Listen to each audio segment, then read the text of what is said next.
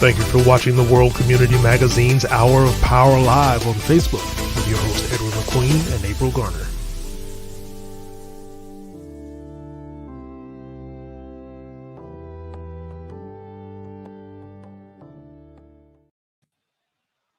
And it says it's that time. It's that time, Brother Edward. What about this being a special day? What is it because so many things are going to be happening, April? What do you think? I think so. Any day you're on this side is a special day. So it was special when we woke up this morning and realized we're still here. But it's even more special because we have so many community announcements and great things happening in the area. We're about to tell people about all this wonderful stuff that is happening around here that they just need to be a part of.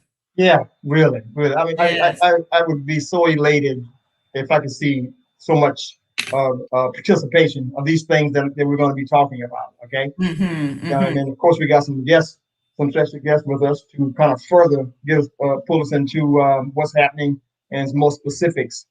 So our viewers, good evening. I'm your host, Ed McQueen, and Sister April Gullah. Yes. Hey, everybody. Yes. Slash engineer. Yes, exactly. Slash engineer. Thank you for that credit. I appreciate that. Oh yeah, I made no mistake about it. Yeah. So April, if we could, what we're going to do, I think we agreed that we're going to let people know all that's happening in the We don't do this that often, so we and there seems to be a void there, okay, of these things that are happening. So we're taking it upon ourselves, and I hope you can agree with me on that. We're taking it upon ourselves to kind of elaborate on as much as we can find in the community that our viewing audience should know. Okay, so there you have our calendar on our screen there, April, and what do you think? We're going to kick it off with. We have some guests to kind of further on, but what do you want to start with? There's just so much. So what do you want to start with? Well, let's just start by first of all reminding everyone of how they can basically participate in this show today.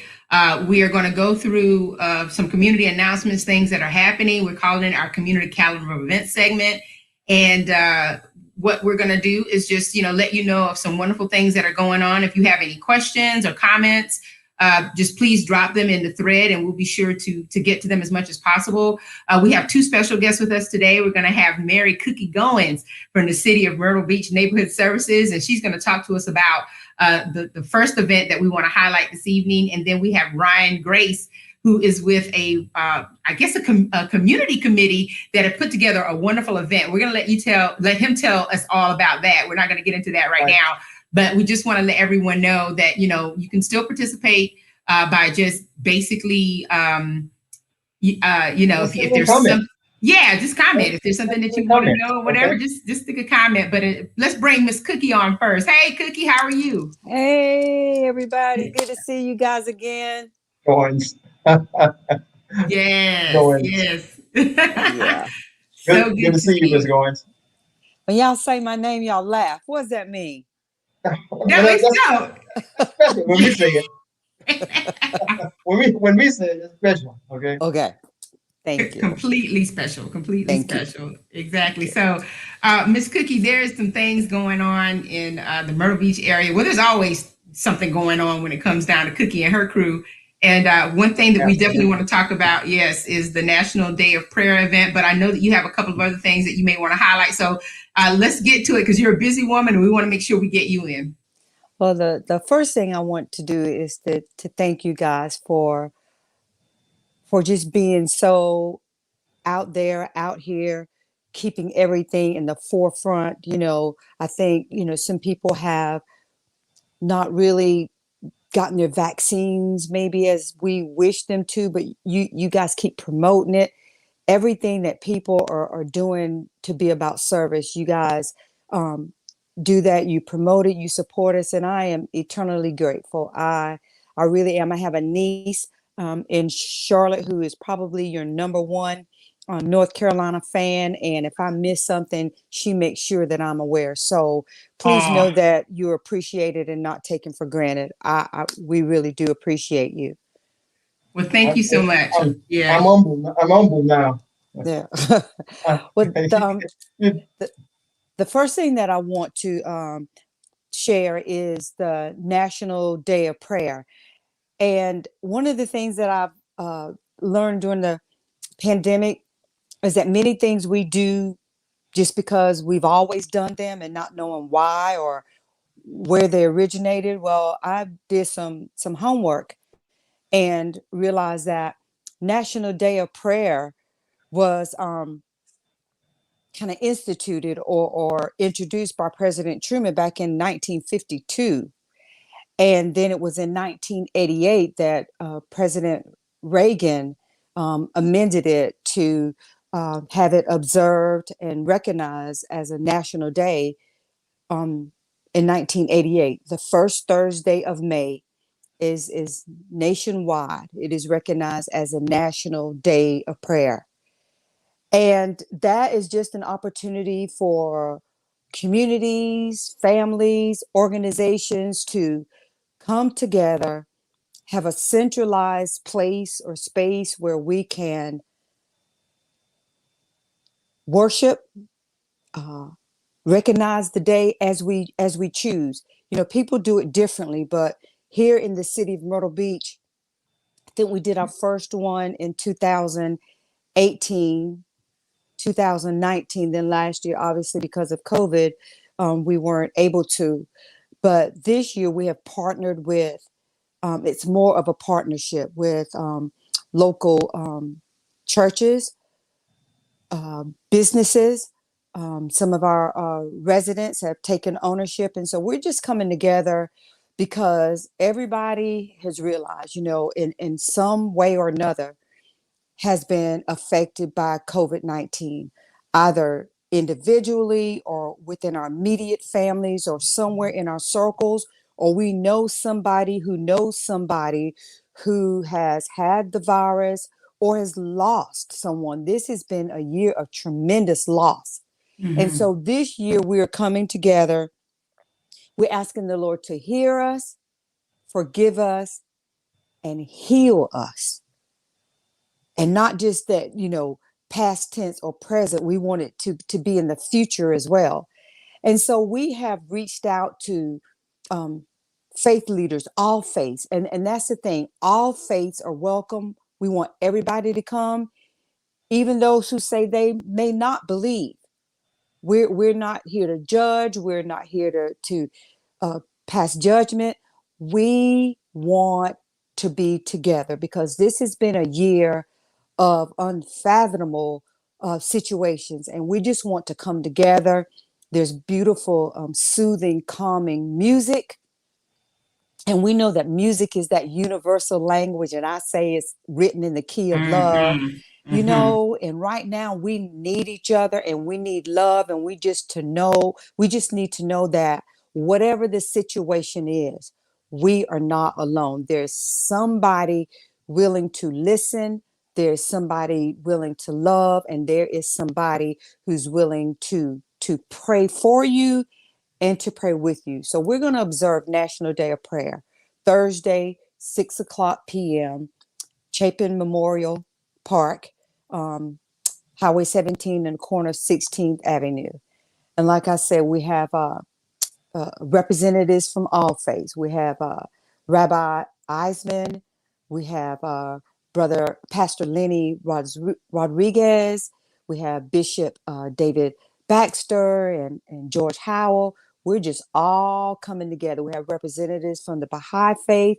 We're coming together to say we need each other. I need you to survive, but with God or whatever your creator, we need each other, and we need a power much greater than us. Well, that's a tremendous statement, and I think if we haven't learned anything from this COVID experience, we have definitely been shown that there is a power that is greater than us. And Yes. in times like these, Mm. we can only depend on that power to get us through these really tough, uncertain, and unexpected times. And so, National Day of Prayer, every day should be National Day of Prayer, but it's great that there's an organized event that brings, all cultures, all walks of life together so that we Yes. can definitely pray for a healing over this land. So that's a great effort. And we certainly are glad that you're here to share with us what this is all about for Thursday evening. Well, as I stated earlier, just so grateful for you all for allowing us to have a platform and a space where we can share. But April, you said something profound, that all cultures, all belief systems, all faiths, all walks of life together in one space. Because I often wonder, wherever you plan to go when we leave this world, wherever it is that we transition, I wonder what we think it's going to look like. Like, we're already dealing with enough stuff down here, so we think we're going to be segregated Hmm. or go through classism. I mean, that means everything that we're working, as we're believing and trying to be good servants is fruitless. Mm-hmm. And so I always say that the world, wherever we are, the Conway, Myrtle Beach, the county, the state, wherever we are, is a preparation room. So we better be trying to get some stuff together here before there. Before we reach the upper room. Okay. Yeah. Okay. Yes. There you go. For real. Absolutely. Yes. Mm-hmm. Mm-hmm. So it's just another one of those opportunities to get it right, to make it right. So Cookie, well, who's heading this? So you're coordinating, you and your staff at the youth, I mean at the county services or neighborhood Um, services. well, neighborhood services is called upon, but this year, the last 3 times we have kind of led everything, but this year and every year we learn to do something, I would say, better. And so we reached out more to the community to get the faith leaders involved. We've also reached out to a couple of educators. We've also reached out to our area chamber representative as well as hospitality, because, like I said earlier, all of us have been affected by COVID. And so we're calling on um, these people, including residents, to speak to whatever their profession or how they've been affected. And then we're asking our faith leaders to come behind them and then offer a prayer for continued growth, for continued restoration, for healing, and then peace. So it's more of a collaborative effort and not just the city or not just neighborhood services. Yeah, but yeah, okay, not just neighborhood services. Yeah, I'm sure you're getting good backing from the Myrtle Beach City Council. Absolutely. We wouldn't be able to do any of the things we do without um, concerned residents, interested residents, and then the support of um, the mayor, council, and then our management, because our department was born out of a need to serve the people. We serve as liaisons between our residents, management, as well as council. And so everything we do is resident driven. The first National Day of Prayer observance was held because residents brought it to our attention, came to us, and wanted to um, have the day of observance. So yeah, we get strong support, and what we have learned is that some many times, most times, it's not in the numbers, not the quantity, but the quality. And so it continues to grow. And like I said, we welcome everyone to join us on Thursday. Well, Cookie, we certainly thank you for being here to tell us all about this wonderful event. And as for those of you who have joined us just a few minutes after we started, it's the National Day of Prayer event on Thursday, May 6th. Starts at 6 p.m. in Chapin Memorial Park in Myrtle Beach. And the lovely Mary Cookie Goins was here to explain to us what this concept is all about. And we certainly wish you the best with this and pray for great weather. And I think the last thing that we definitely need to make sure everyone understands is that, I'm sure there's still COVID protocols in place as far as social distancing and all that, even though you're bringing your lawn chair. If you're not sitting with your family, I'm sure that they still want you to be cautious about how you socialize and interact with others out there. And we can come together like that. And wear your mask, even if you're vaccinated, wear your mask. That's right. So, so thank you. Based on the last event, not the last event, but one of the events I was there, at each one, and I've been to a number of them, I guess, at Chapin Park, I think you advised them to bring their own chairs. Yes, we're asking. Yes, mm-hmm. Yes, we're asking our participants and our guests, our visitors, to bring your lawn chair. Yeah. There's some space in the park, and we have a few chairs, but it would be most helpful if they were to bring their own. But if there's somebody who desires to come and does not have a lawn chair, please don't let that be a deterrent. Please come. We will make sure that you have a lawn chair. If you having a mask is an issue, we have you covered there too. We just want you to come and fellowship and be in the number, April, one more time. One more time. That's right. Yeah. One more time. Awesome. Well, thank you so much, Cookie. I know you got to get going, but if there's anything you need from WCMagazine.net, just let us know. From WCM Live, from World Community Magazine. Have I touched all of the things that you got going on, Brother Edward? Because you have a lot going on. Just let us know at any time. We love to put this information out for you. And you guys do a wonderful job, and you're good at it. And again, we're so grateful. Thank you for all you do. And I pray choice blessings upon you, and take care. Thank you again. All right. Thank you so much, Cookie. Take care. All right. All right, Brother Edward. National Day of Prayer. Yeah. Yes.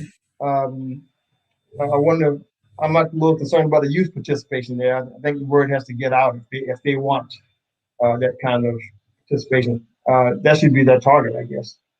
To get the young people at the National Day of Prayer.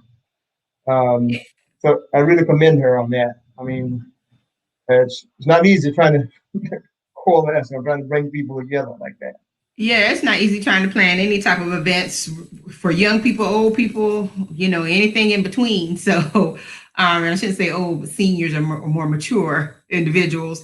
And of course, our guest later on in the show is going to talk about how they were able to pull together a great group of young people or the youth to participate in their program. And maybe they have some tips for us as we work on initiatives as well to try and bring in the young people, because they really need to listen to this type of information as well to know what's going on in their community, in our community. Right. But before we go on to the next bit of information, we're going to take a quick commercial break and we will be right back. Let's do that. If you want to support Black-owned and operated businesses in the Grand Strand area and beyond, check out the networkconnects.com for a complete list of establishments in our local area. Our network connects Black businesses to community for a wide range of services, products, organizations, and resources that are viable in the African American community.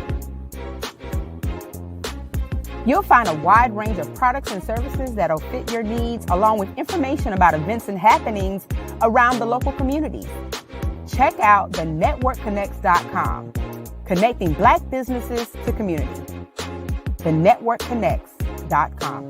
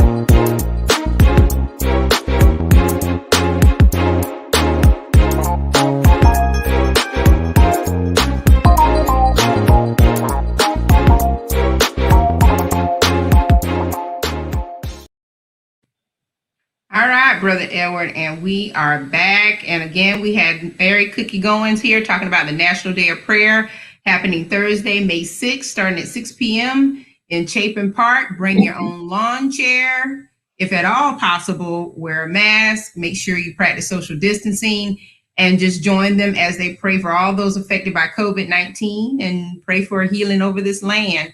So, of course, you know, tonight. Go ahead. Yeah, let's just make sure that we get that location straightened out. I mean, I don't know if there's a lot of clarity on the screen here, but the location of Chapin Memorial Park, located at the corner of Kings Highway, which is Business 17, right? And yes, and, Business and 17. Yeah, 17 and 16th Avenue. Okay, all right, very good. If those of you who are watching, if you're having problems seeing the screen, just let us know, and I will definitely enlarge the image. And yeah, we want to make sure you guys are getting all of this great information. So you know, let's go on to the next bit of business, which of course, Brother Edward, there's so much that is out there, and we were trying to collect as much information as possible. And I just want everybody to know that there's a lot of great things that are happening. We have, of course, let me see if I can get to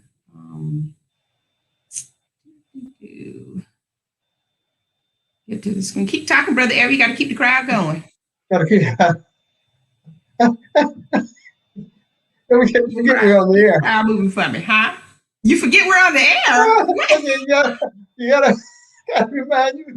remind you that we're on the air. You telling me you got to keep the crowd going. Yeah, you got to keep the crowd going, Brother Edward. I'm engineering and trying to do everything. Keep it moving. Keep talking. Yeah, right. And as if we're behind the scenes. But anyway, yeah, we got this walk-in mental health clinics, mental health screening clinics.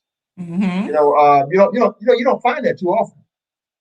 Okay. No, we don't. We don't. Okay. Not the walk-ins. No. Right, not the walk-ins. Okay. I guess that's why they had specified that no appointment was needed. But what they're offering, it appears that the therapy, psychiatry, nursing, peer support, care coordination, and primary medical services. We have to get a bit more on these primary medical services. We don't know who.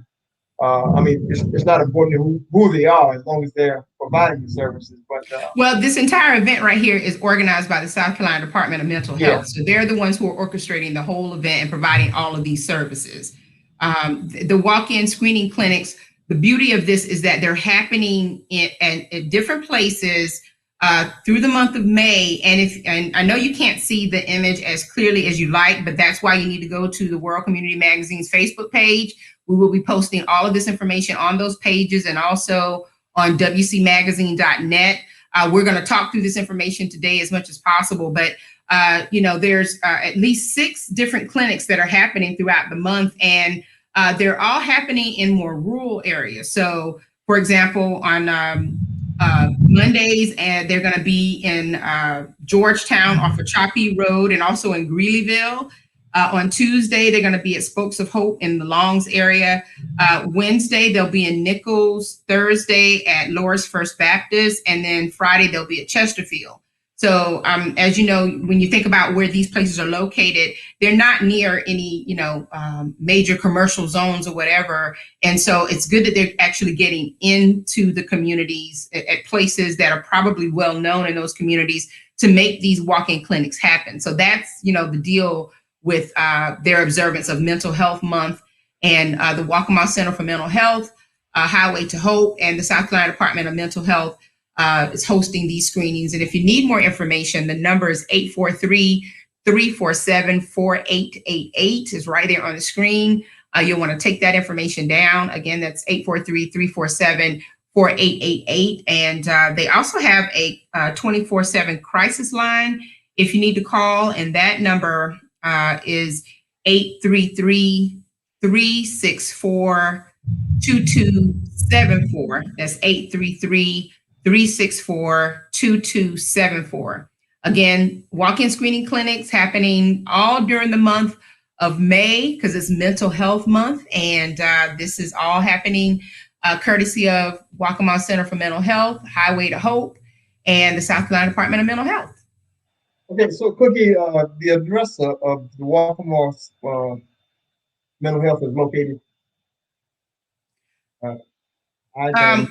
Walkmore Center for Mental Health is in Conway, but I don't know that they want people to actually come to the Oh, mental health oh, okay. office. They want them Okay. to go to one of those clinic sites that I mentioned. Yeah, just in case they wanted to secure some additional information or something Then they can call outside that of the phone bus. number. Yeah, Yeah, yeah, okay. they can call the phone number. Yeah, Mhm. nothing like close contact. But look, to our viewers, this information about mental health is so important because we on the street, I know I get a lot of walk-ups, and people want to know when are you all going to do something about mental health, and this is the least that we could do here. But I guess in the future there'll be a collaboration of guests or whomever that we can talk extensively on, so that we can provide you with information that's going to help you make informed decisions on all of the entities that are involved that could assist the mental health constituents. Okay, so I just wanted to throw that out to let you know how that we are listening, and I personally get a lot of walk-ups, and then people want to know about mental health. They don't go into detail about what we should do, but just say that when are y'all going to talk about mental health situation? So the situation is almost on the cusp of being dire. Okay, so we'll find out when we do get a collaboration of some people that we can muster together to help us to inform you and convey some information that we think are going that's pertinent to the solutions that are out there, okay, or assistance you might want to say, because I don't know anybody who just give us offer a solution, but certainly assistance for care is out there. All right.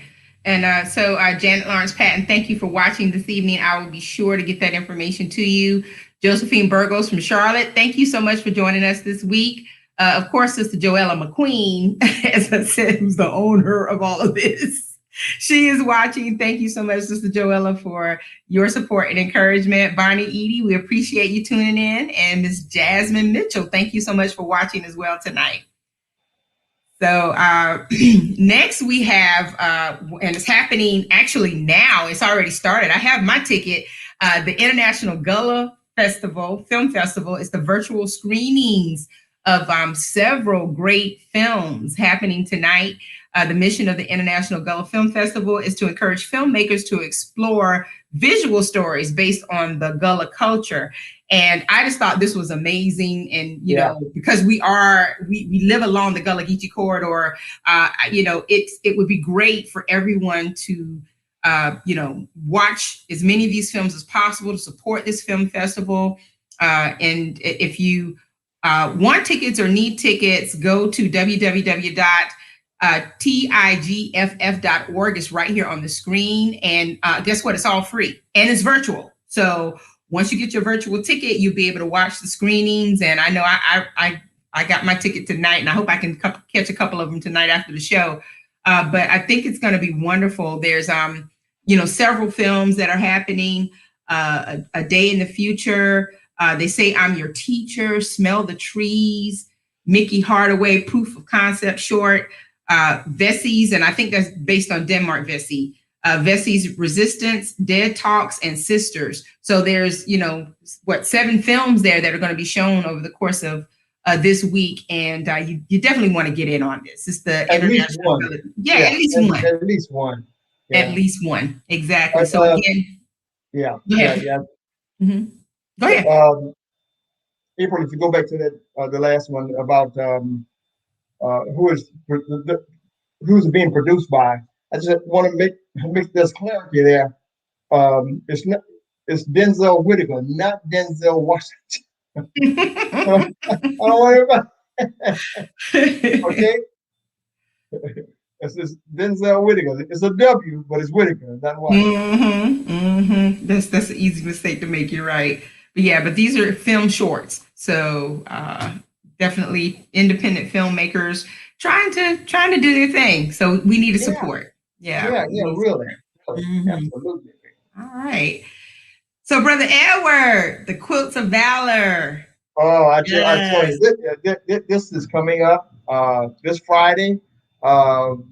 These candidates, and they've been selected to be awarded Quilts of Valor by the Quilts of Valor Foundation right here in Myrtle Beach, which is it's a national organization.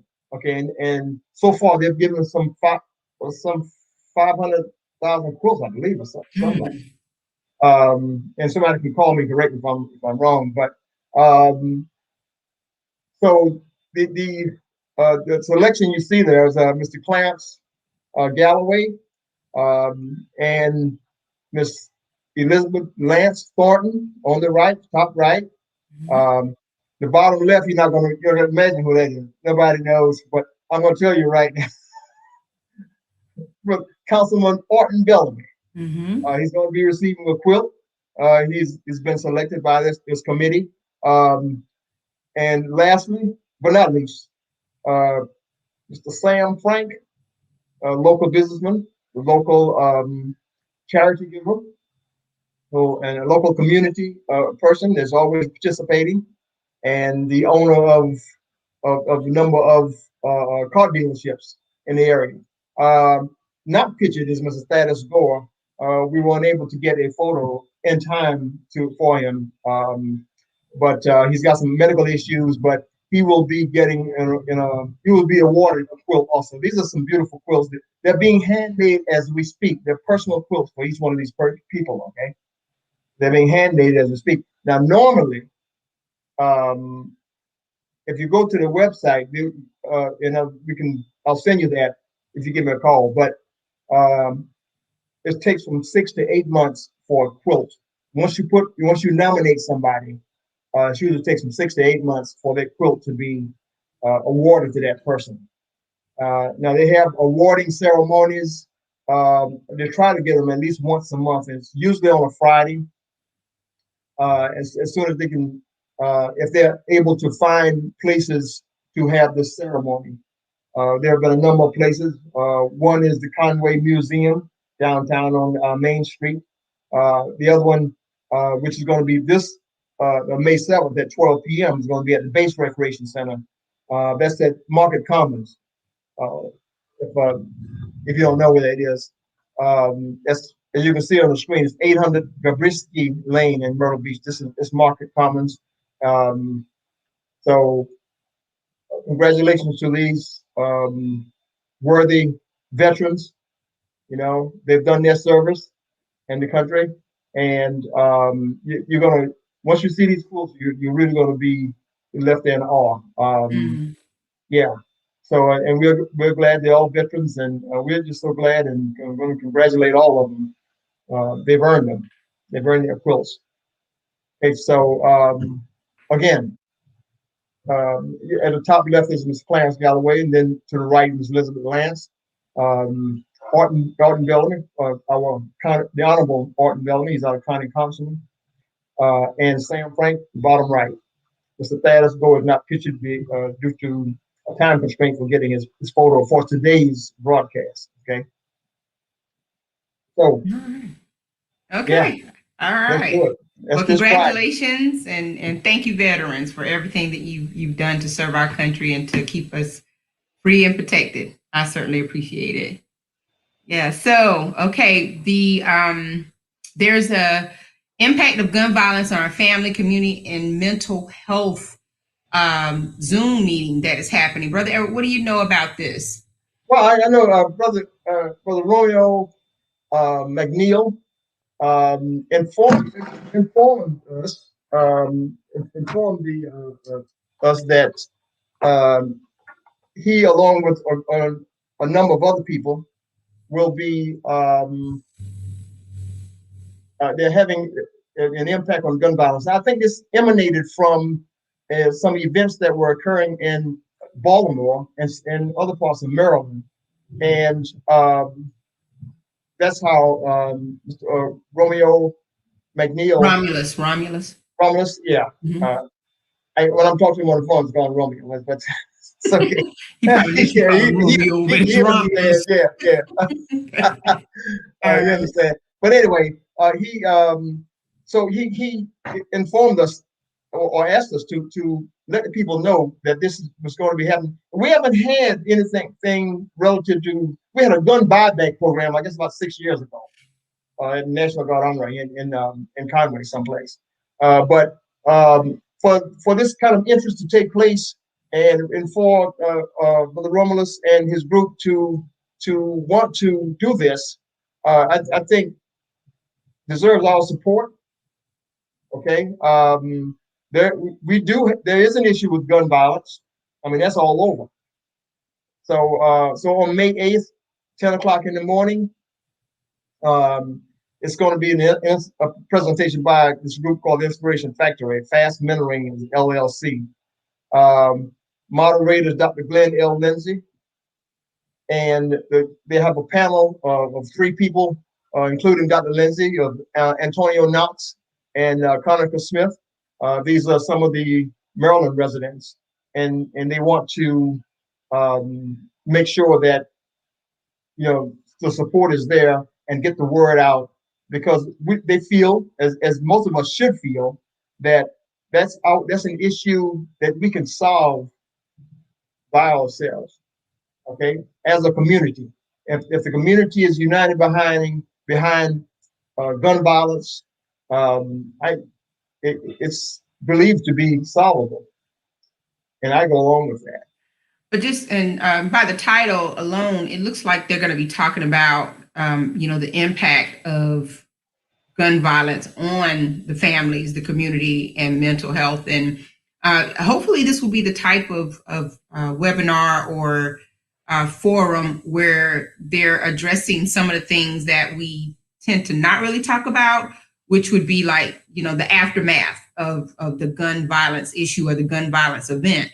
And I think it's really appropriate because, for example, even though, we did not live where George Floyd lived, we could identify as being a part of George Floyd's family, per se, in an extended way, because we are Black Americans. And what we saw was an atrocity, based on the events that occurred.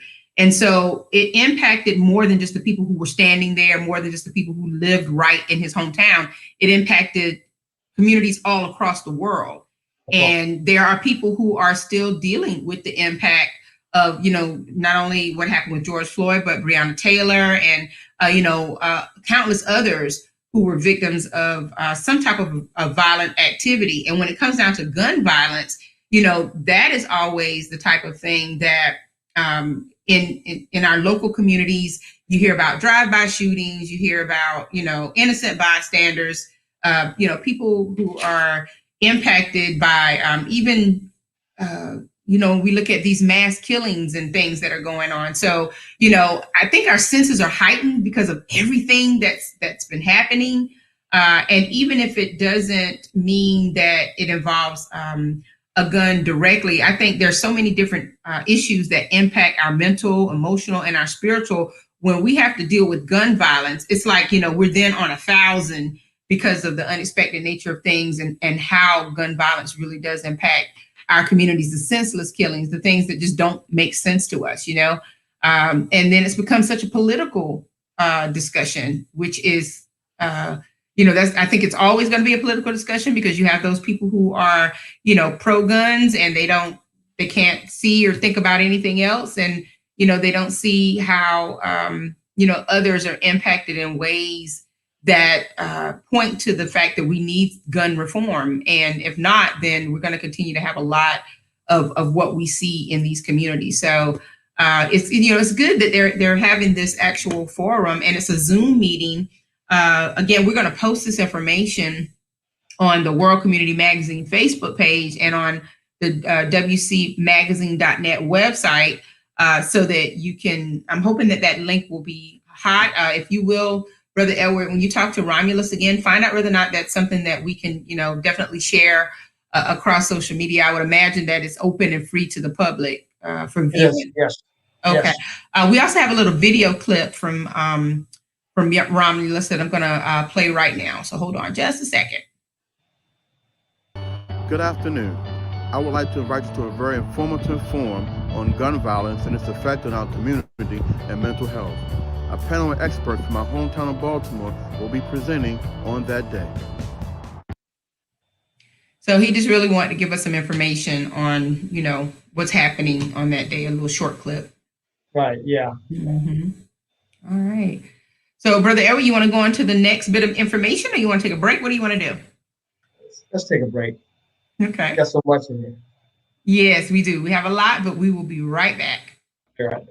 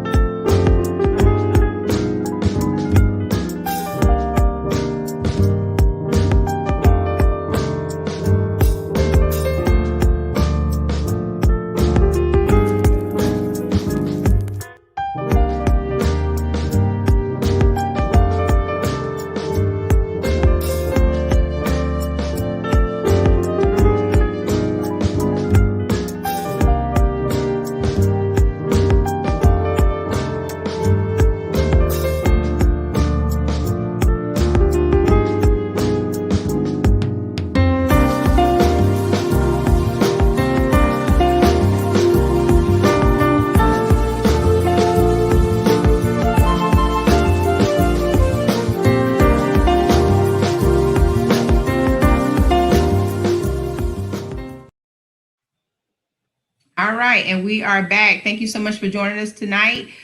We are doing a community events and happenings segment here on WCM Live tonight. And we have Brother Edward McQueen and myself, and we have another special guest coming up in just a little bit. We've already mentioned a couple of great things that are happening in the area. And the segment tonight is just to kind of create awareness of some things that you need to put on your calendar of events, programs, workshops, different types of things that are happening in and about our community. And we'd like to do this as often as we can and even incorporate it into every weekly show. So if you have event announcements, if they are nonprofit events, resource events, things that are free to the public, you can drop them onto the World Community Magazine's Facebook page. You can post them to the network page. You can also contact us. You inbox us, text us. I know a lot of you have our contact information, or you can connect with us through the website, which is wcmagazine.net, and let us know what's going on. You can send us a flyer, and we'll be more than happy to share that information. And if you'd like to be a special guest, just to talk for a few minutes about your event or your resource, we'd love to have you be a part of our show. So what we're going to get into now, of course, is something that is happening that should be of great interest to a lot of people who view both WCM Live and also the Network Live, which will be returning in June, by the way. And it's the South Carolina Minority Financial Summit. So this particular summit is going to be produced by several different entities or agencies. There's the Clemson Regional SBDC, the South Carolina Commission for Minority Affairs, and also the South Carolina Department of Congress.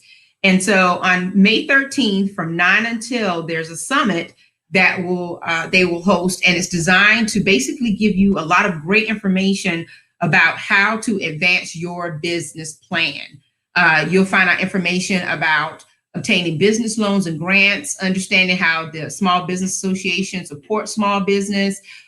You'll learn more about the 4 C's of business, but also, they'll address disparities that minorities experience when they're trying to secure business funding, small business funding. And that's a very real topic as we consider issues with equity. And, the equity issues are across the board and across a lot of different industries, especially in the banking and financial world. So as you can see, there's a great panel of financial experts. Is Joseph Dukes with Coastal Community Development, Dixon Woodard with United Community Bank, Lee Belcher, who has been a guest on the Network Live in the past. He's with Synovus Bank. And then there's also Frank Anderson with the SBA. They will all be a part of this wonderful summit. The registration is free. I've already registered because I want to know more about it myself, just for the sake of, putting out that information, especially for our network members.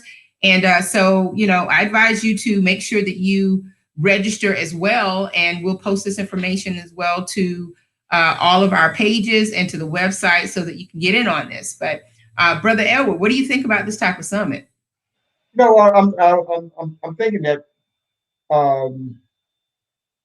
this should be a segue into getting more of people who like these gentlemen, Mr. Dukes, Woodward, Belcher, and Anderson, somebody who's locally to come and do the same thing for local offers and local funding that's available. Because I think there's a lot this significant funding that's out there. It's just that what I'm learning is that we don't have those, not just resources, but we don't have those avenues for which to communicate and find out where they are.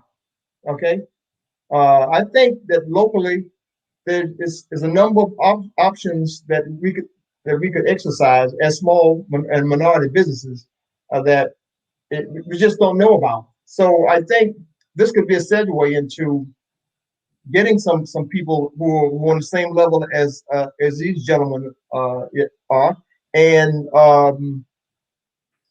have them come on our program to present some local information.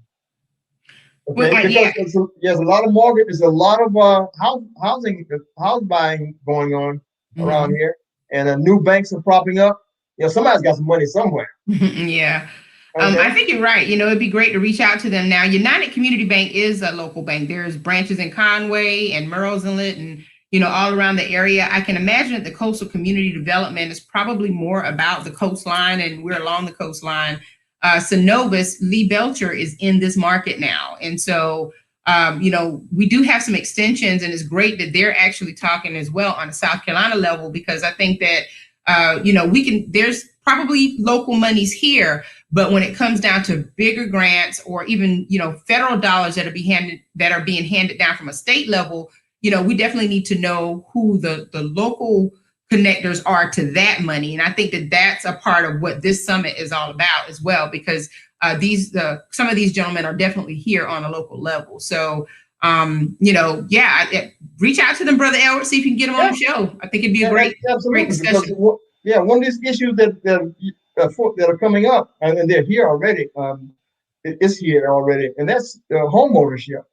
Okay, the trend that I see that's taking place is that the haves are able to buy new homes and renovate existing homes and put major financial resources into them, but the have-nots just can't move, can't budge. So there got to be a medium there where they can get financial help to have home ownership. And when you have home ownership, I think the county benefits, the city benefits people with home ownership. You're talking about people paying taxes, property taxes, but not on rental property. Not if you're renting all the time. So I think this should be more focused upon. And I think with a panel like this, if we get a local panel like this, that could address some of those issues and give some directions as to where we might need to go.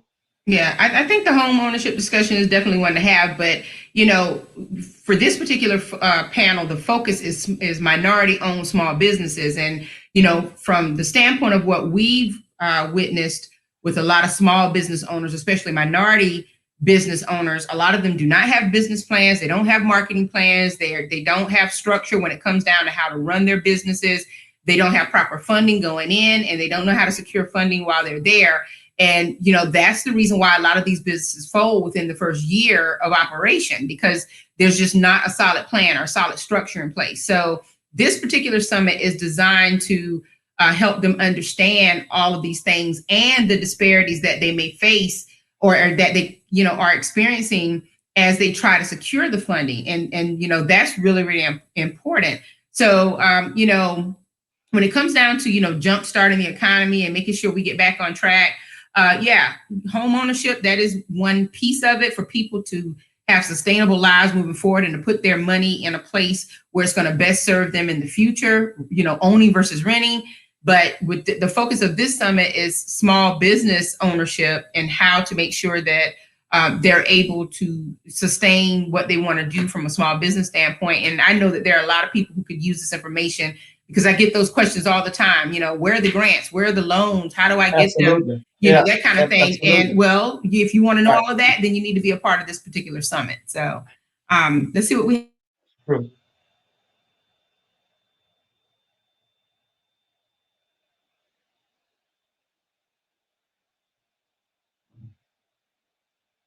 I can't hear. I think I muted, I don't know how it muted me, but the West Foundation, which is a nonprofit organization that is owned by Everett Sands, who's of course from Conway, and the West Foundation each year hosts several camps for young people, student athletes per se, young people who are interested in learning more about how to get involved in certain sports activities. And the golf tournament is a part of the benefit drive to fund the football and cheerleading camps. And so what Everett has also been doing throughout the year, he's hosted several financial literacy workshops. He is the host of a sports talk show wherein, he talks about more than just sports. He actually has financial experts and different types of experts who are on their show talking about life skills and other types of topics that impact the families of these athletes. And of course, if that knowledge is shared with the families, hopefully the parents are passing it down to their young people as they're growing and learning how to navigate life. So there's a golf tournament that's coming up. It's going to be at the Hackler Golf Course, which is at CCU on June the 4th. Registration starts at 8 a.m. Shotgun start at 8:30. And you see it's $100 per golfer, $400 for a foursome. The great thing about this is that all of the money, the sponsorships, the registrations for the golf teams, all of this money benefits the sports camps, which are free for young people and includes breakfast, lunch, drinks, and any other types of materials that they need during these actual sports camps. So if you support the golf tournament, you're essentially supporting the football and cheerleading camps where, these young people are learning great sportsmanship. They're learning techniques for their athletic goals. And then they're also getting some great life skills and soft skills training under the belt. So I just want to let everyone know, if anyone is interested in playing in the golf tournament, you can be in touch with Everett at the West Foundation. And they actually have a Facebook page, so you can go to that Facebook page and, reach out to him, or we're going to post this information as well. So you'll be able to give him a call or email him and let him know. And you can also register online at wesffc.com. And it's great. It's a great foundation. And of course, we know Everett. Again, he's wonderful and doing some big things for the youth in this area. Absolutely. He needs to be congratulated, really. Needs to be congratulated for that. Mm-hmm. Absolutely. So next up, oh boy, guys in ties and girls in pearls. Brother Eric, what you think about that title? It looks kind of fancy, doesn't it? Hey, you can stop right there. You can stop with the title right there. That makes things start going in your mind, guys in ties, really girls in pearls. Guys in ties, girls in pearls. Looks real fancy. And we actually have a special guest with us tonight who's going to explain what this event is all about. Joining us tonight is Mr. Ryan Grace. How are you, Ryan? I'm good. Thank you for having me tonight. Absolutely. Well, first of all, thank you for joining us. And there's some feedback, so I don't know if you're listening on another device, but you'll want to turn the volume down on the other device. Okay. All right. Is that better? Yeah, that's much better. Yeah, all right. It's just like radio. You can't be on the radio and listen to radio at the same time. Right. But anyway, Grand Strand Guys in Ties, Girls in Pearls. Tell us a little bit about this event. Well, me and a couple of my friends who grew up together in the area of Myrtle Beach, South Carolina, we decided to come together and create some effective youth programming for the city of Myrtle Beach. We kind of wanted to give back to the community that gave so much to us. And we created the Grand Strand Youth Society. And we basically thought about something special for these kids while, something they can go through while, learning special skills and things that they need to take on in life with being young men and young ladies in this society. And so what we did for the last 6 months, we started in January. Each month we had a different session. We talked about character and life skills, health education.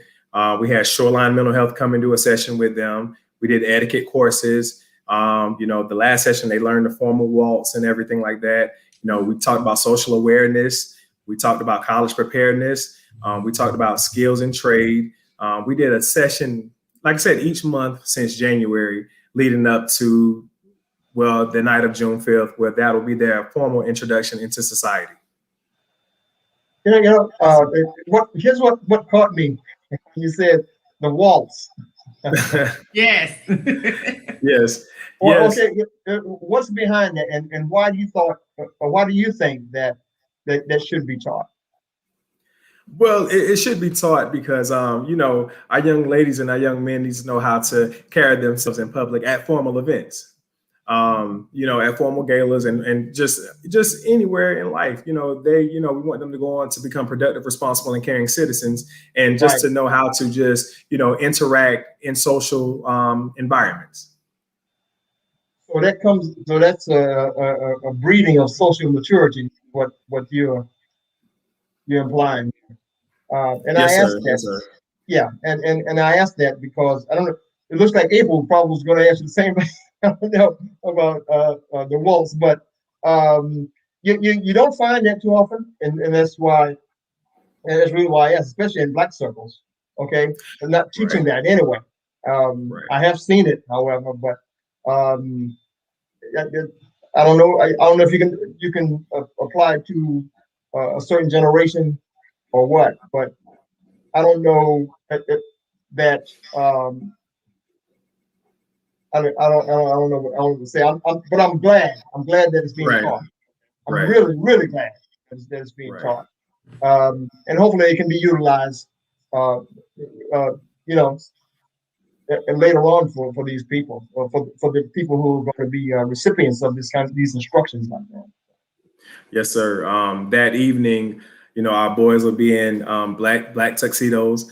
Our girls will be in, white gowns, pearl necklaces, pearl bracelets, pearl earrings, and they're going to be paired up. They're going to be, introduced. It's going to be a wonderful night for them and their families. You got me interested here. I think I might want to check that out. You have to wear a tux, Brother Edward. You can't just show up in your brim and your khakis now. You got to wear a tux. Yeah, you have this. It's a very, very formal event. But I'd have to try to squeeze you in on our guest list because we're sold out. Oh man! Isn't that awesome? Mm-hmm. Oh man, that's so great, man. That's really, really, that's awesome. Okay, congratulations to you on that. And I certainly hope that it goes well. That because that kind of, along with any kind of etiquette that goes along with that. I mean, you just don't see it being taught a lot. Maybe I'm not out there enough, but I just don't see that happening a lot. But I'm glad that's happening. Yeah, especially all males getting into that. Okay. Right. Where we saw it happening were, most of the kids who were doing it their families were a part of either Greek organizations or their aunts or uncles. And so a lot of kids were kind of, excluded from that because a lot of, families are not a part of Greek organizations. So we wanted to kind of bring it to our community so where everybody can take a part of it. We wanted to open it up to anyone who wanted to do it. And, we said that we were going to just do, for our first year, because we had to raise all the money because we were doing it ourselves. We said we were going to just do 10 boys and 10 girls. Well, we ended up with 18 boys and 18 girls. So it's going to be a very, very huge event. We're kind of going all out this year. We're going to make it very entertaining for the participants and their families. We have a live band, cocktail hour, live entertainment during the cocktail hour. Of course, 3-course meal. And it's just going to be a fun-filled night, a night that these kids will never forget. a night that these families can look on, because from what I'm told, this event has never happened in Myrtle Beach. Yeah, absolutely. Yeah, I mean, I didn't think so. Well, Yeah. not without, like you said, not without a Greek tie, because I mean, we're used to botillions and cotillions and things like that. But Right. you know, I'm very interested in how you got the young people engaged. You know, were they young people who were already involved in things in the community, and you were able to identify them? Because a lot of times that's the hard part. It's, you know, where are the young people hanging out, and how do we get them interested in something like this? So how did you guys do that? Well, one, my background is youth development. I was the director for the Boys and Girls Clubs of the Upstate in Spartanburg, South Carolina, for about 10 years. I'm also currently the Youth Services Program Manager in the city of Charlotte. So, you know, I kind of know how to, you know, appeal to kids. And Andrina Washington, well, I'm sorry, Miss Andrina Baker, she's married now. She is the middle school principal at Myrtle Beach Intermediate. Well, I think Myrtle Beach Middle. Yeah, I'm sorry, Myrtle Beach Middle School. And basically, we knew how to appeal to the young people. You know, we already had relationships with most of them, and with young people, you have to be approachable. You have to, you know, be knowledgeable about the things that's going on in their world. You can't be judgmental. You know, you just have to be, you know, like the Bible says, with love and kindness have I drawn thee. You have to draw them to your circle and gain their trust. Absolutely, man. Glad we have you on this program, man, today. I really am. I mean, even though you booked and I can't go, but you know, I'm sure. I'm excited, man. I'm sure we can get you in there. It's going to be tight. My event coordinator is going to holler when he sees this interview, but I'm gonna get you in there if you really want to come. Yeah, well, Ryan, who are the other members of the committee? The other members of the committee, of course, Miss Andrina Baker, Alfreda Funny, and Patrick and O.C. Dennison. These are all people who, you know, me and Drina grew up together. Frida's a little younger than us, but we always knew of her. Patrick and O.C., Patrick, we went to high school with him, and O.C. is his wife. And, you know, we kind of, like I said, we got together, and, you know, we wanted to do something, and it kind of just skyrocketed. And now this is something that we plan to do yearly. I think you have a good committee there. For one, Miss Funny and Miss Alfreda Funny, she's a very good coordinator. Okay, Yes. Very reliable. I think that's an asset there. Yes, definitely.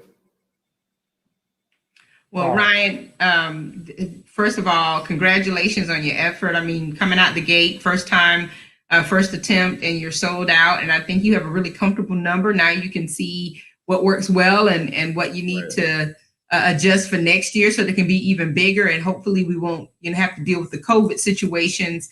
And speaking of which, how did you do all of this and still adhere to COVID protocols? And what are some of the protocols that you have in place for this event? Definitely, that's why the number has been limited. So we limited it to 165 guests, which is still a big number for for the first time. But again, and of course that sold out. So when you come in, of course we are requiring masks. Your temperature will get checked. And hopefully, and we have enough space to where there's 8 to a table, where the tables will be spread out enough for our guests. So we do have a lot of COVID protocols in place that night. All right, well, they thought of everything. They got it together. Brother, you have time to get your tuxedo so you can slide on in and make it happen. Well, Ryan, thank you so much for being with us tonight. I really do appreciate it. And, we have to bring you back with some of the young people so they can talk about their experience. I know Sister Joanne would love that. Yeah, absolutely. Oh, yeah. I would love to have, honestly, I would love to have some of the boys and girls come and speak to you. Like I said, we have videos of them. We hired a dance teacher from the Dance Academy of Myrtle Beach come in this past Saturday, and they learned that dance. It was complicated for me, but they learned it just like that. And it's going to be so exciting seeing them all dressed up, those girls with those big dresses, and they're doing some big dramatic dance moves, and they're adding their own little twist to it. And again, what surprised me was how much the boys were into it. And, and how much, we tried to instill in them the art of being a gentleman. Yeah, when you're dealing with yes, absolutely, yes, yes. absolutely. Yeah, Yes. man, I'm really impressed. Mhm. Yeah, I'm really impressed with that. And we might, might have you on here again. You know. Yeah. Yeah, we plan to throughout the year, again, we want to offer like I said, I was born and raised in Myrtle Beach, right on the hill. I grew up on Dunbar Street. 1204 Dunbar Street is where I was born and raised. My grandmother is on Carver Street. My family's in Race Path. So, growing up in those adverse communities and being able to, in a sense, not say make it out, but to, advance in life and be able to go off to college and to come back and to just do something to bring something back to the city that gave so much to me is important to me. That was important to Andrina and also important to Frida because she works for neighborhood services, and important to Patrick and Osi. And, we hear about the things that go on down there, and we know that there is a lot of good in our city. We know that everybody is not, in the streets, and we just want to bring that aspect of our youth out to the forefront, because they have a lot of good things going on. And, again, I want to reiterate that we had to raise all of this money by ourselves. We had to grind and, do programs and, ask for donations and everything. And people has been gracious enough to give to us, because honestly, this is about a $20,000 event. We didn't hold back.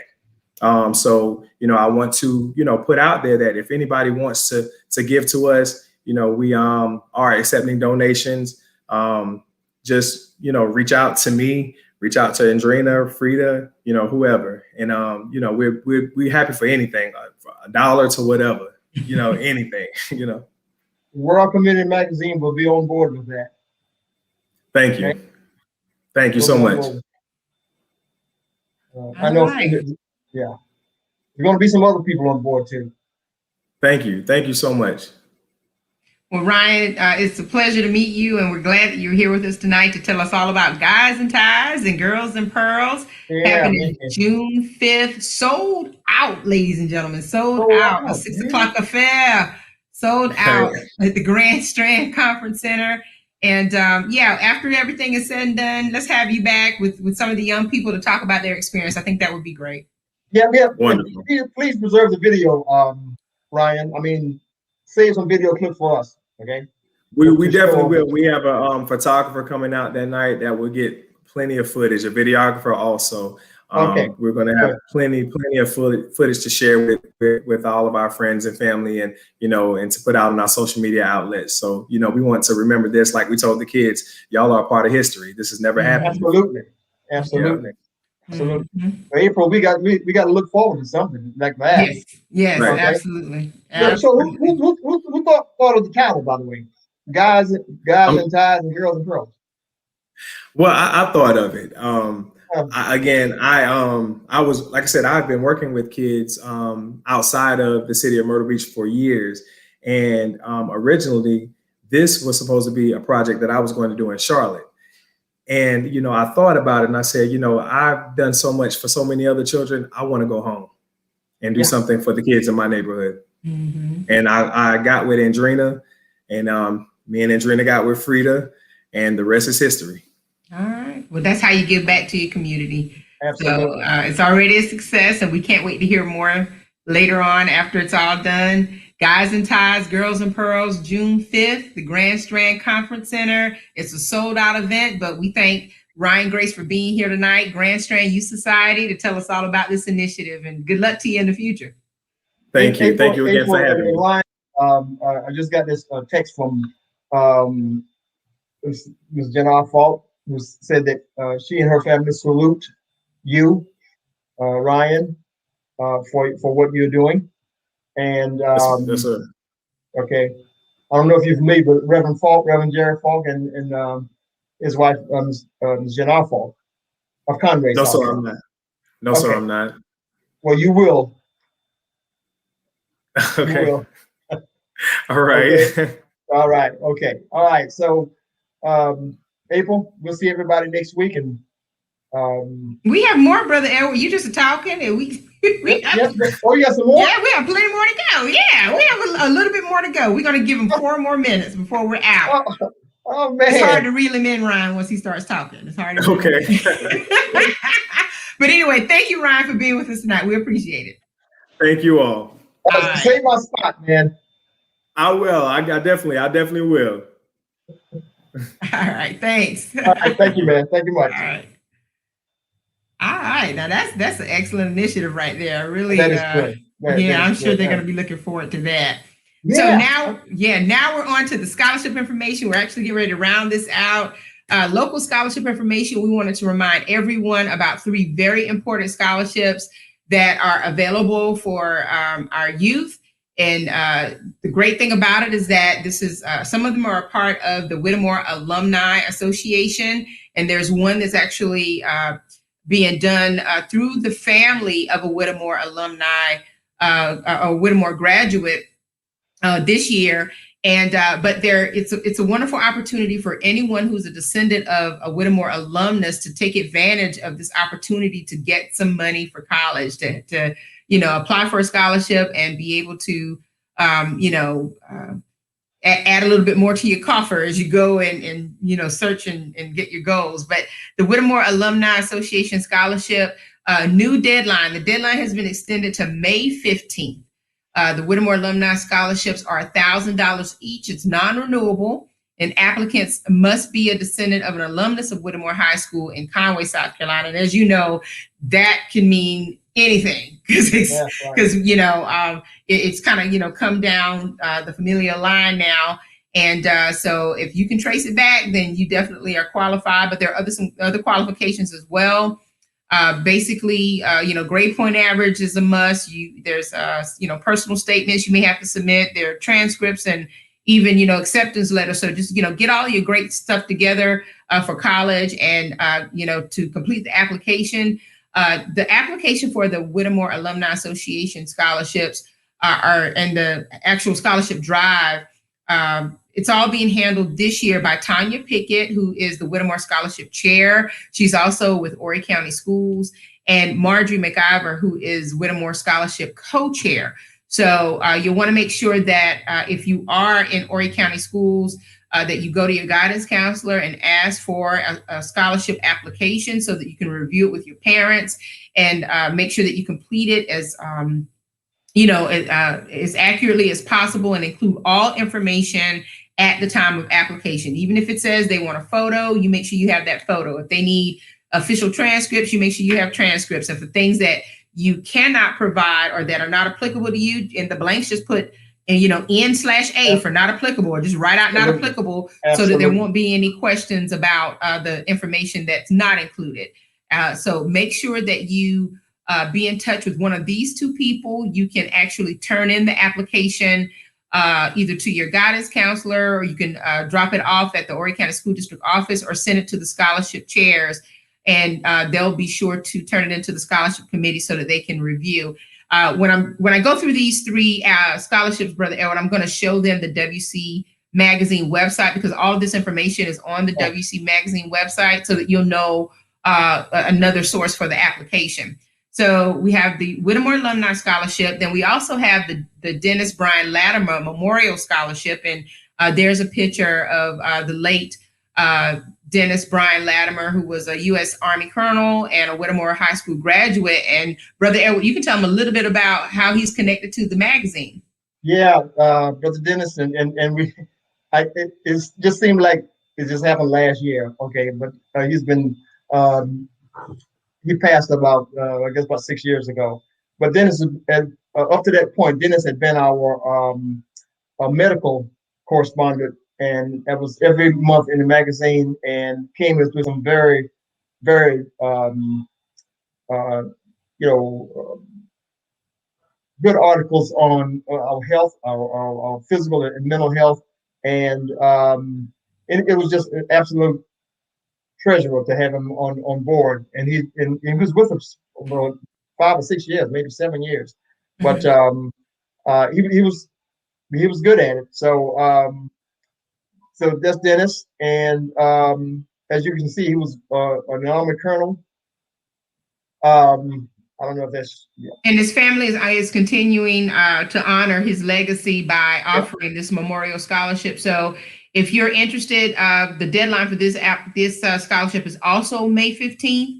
It is $1,000, non-renewable. Again, the applicant must be a descendant of an alumnus of Whittemore High School, and the applications can be sent to Thomas Latimer, who's in Charlotte, and the information is here, but it's also on the website for the magazine. I'll show you that in just a moment.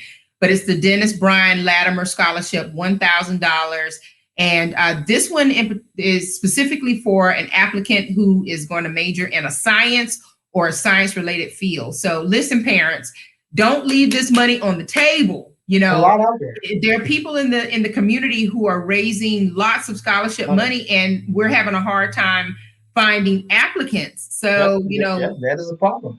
Yeah, it's a problem finding applicants. I don't understand that. I mean, if you have a student who is college bound, you should apply for these scholarships. Get the application, help them fill it out. Ask your student if there are any scholarship opportunities that have been announced or mentioned at school, because sometimes these kids get a little busy and they get a little sidetracked and they don't, always recall what's being offered to them.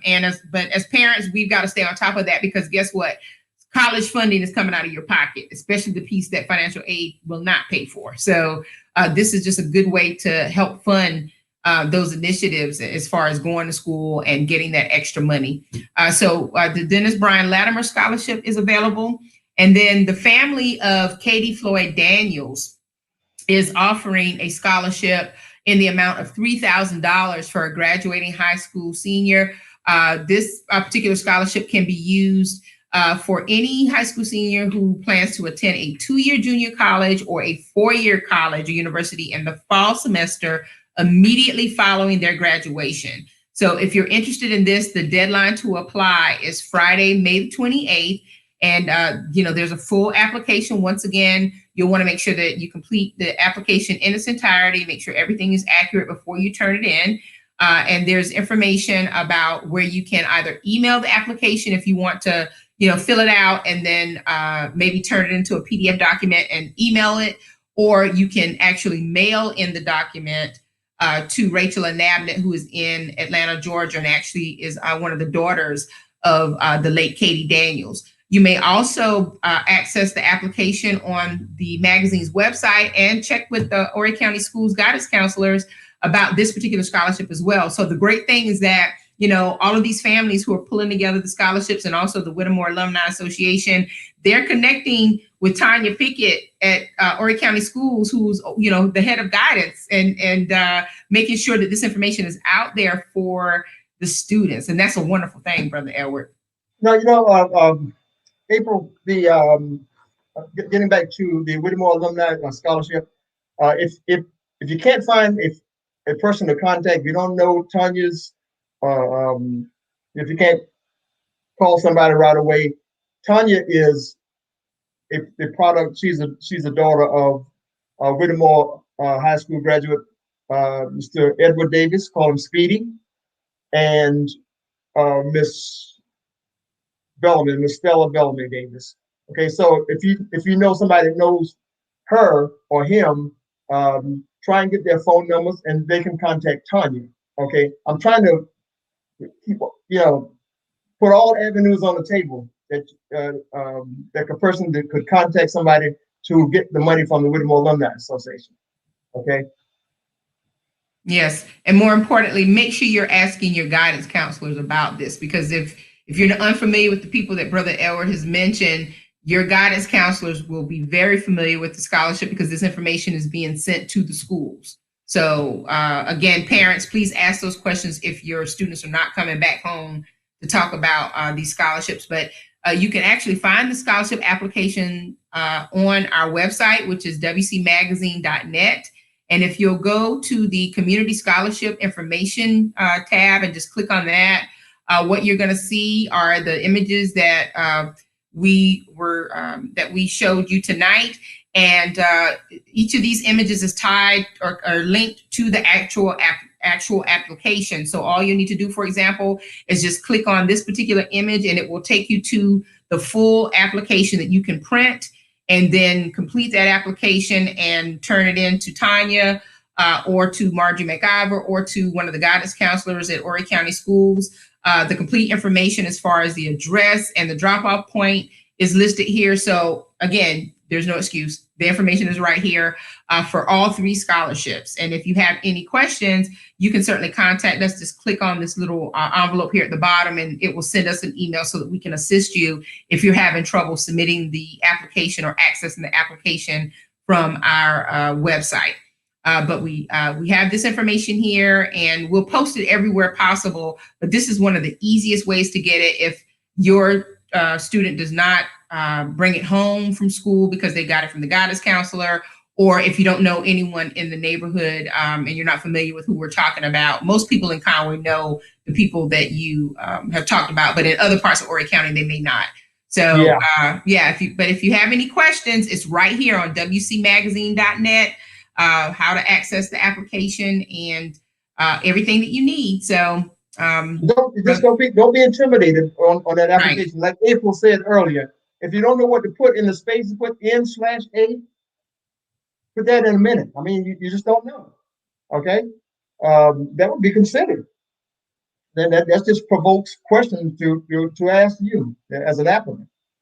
But don't be intimidated by that. We want you to get the money. Okay, we have scholarship money, and I say we, it's part of the group, so the money is there. Okay. Absolutely. And then, of course, giving, yes, absolutely. Thank you, Josephine Clee. Thank you so much. She's right. This is great information, and we definitely, the community is trying to do as much as possible to make sure that the legacy of Whittemore is maintained. And what a beautiful way to do it by coming up with these scholarship opportunities for the descendants of Whittemore graduates. It's just awesome. It really is. So last but not least tonight, Brother Edward, the new May issue of World Community Magazine. Who's on the cover? Indeed. And I got to give credit where it's due. Where's her name? I'm trying to find Joella's name on here, but in the comments. But that's her baby there. And I mean, that's her production there, and she's going to be with us in maybe a couple of 3 or 4 weeks or so back again, I believe. But anyway, she's going to be featured in our fold out on the issue, which is coming out tomorrow. Hard copies anyway, as soon as we get them, and subsequently the online copies would be forthcoming immediately after that. Okay, so Miss Regina Hampton, she's been voted one of the top doctors of Washington, D.C. in 2020. Okay, dealing with breast cancer, and she has I call it an institution, but it's an entity located in Gullah, Maryland, where it's good to see her with that kind of clientele, and she has an abundance of information to tell us about, or to make a choice on whether to get prosthetics or not. Okay, I think that was one of the questions that she asked. We're looking forward to it, and that's our front page of cover of this 40-page magazine, which is going to be out tomorrow. So look forward to it. And there you go. There you go. That was news you could use. Yeah. Yeah, lots of great information. And we just like to thank our special guests for being with us tonight. Mary Cookie Goins, City of Myrtle Beach Neighborhood Services and Myrtle Beach Icon. And also Ryan Grace, Grand Strand Youth Society, Guys and Ties, Girls and Pearls event. He and the committee did a fabulous job pulling that event together. We wish them all the luck in the world. And, to the recipients of the Quilts of Valor, congratulations. Yeah. And, all the other good information, please use it. Please support, do as much as you can to encourage others. Share this information with people who may not have seen the broadcast tonight. And you can even share the broadcast because it's going to be, you can go back to World Community Magazine's page here on Facebook and share the link to this if you're on Facebook, or you can go to our YouTube page and share that link with anyone even if they're not on Facebook. We definitely want you to make sure that you share this information. We missed the network. I know, but we had to revamp, and because what was born out of COVID was a great 9-month run, I guess, with Dr. Winston D. McIver Jr. And we did our COVID reports, and so coming in June, we're going to be more focused on business and just trying to make sure that the members of the network and those businesses that are connected to the networkconnects.com get what they need to make sure that they keep thriving in their businesses. And so I'm working on a schedule, working on some good things, and hopefully we can launch in June. We will. You will. Yeah. I gotta pace myself. Yeah. Mm-hmm. But anyway, we want to thank everyone for joining us tonight. Thank you from near and far. Priscilla Fuller, of course, as always, is tuning in tonight. We really do appreciate everyone, and your support is just we can't say enough about it. We thank you so much. I appreciate all the comments that were coming in. Yes, really, that's really good. Yes, appreciate it. Absolutely. So we'll get this information up as soon as possible on the World Community Magazine's page. So if there's something you want to take advantage of, you can find the information there and on the website. But until then, you want to tell them who we have next week? Okay. All right. Get your pencil and your pad ready. Okay.